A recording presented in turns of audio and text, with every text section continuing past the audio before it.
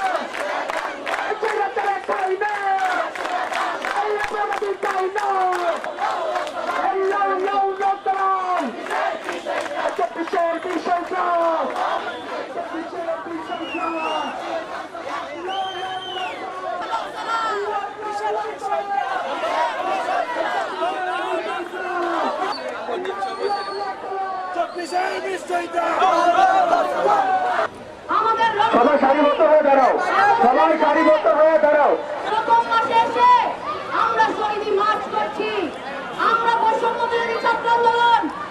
এটাই যে যাদের রক্তের মধ্য দিয়ে এই নতুন বাংলাদেশের সূচনা, তাদের 1 মাস পার হয়ে গেছে, কিন্তু আর কোনো বিলম্ব নয়। আমরা বলছি এই কথা সামনে আর ভালো যাবে না। আপনারা যতই চেষ্টা করুন আমাদেরকে বিভাজিত করার, যতই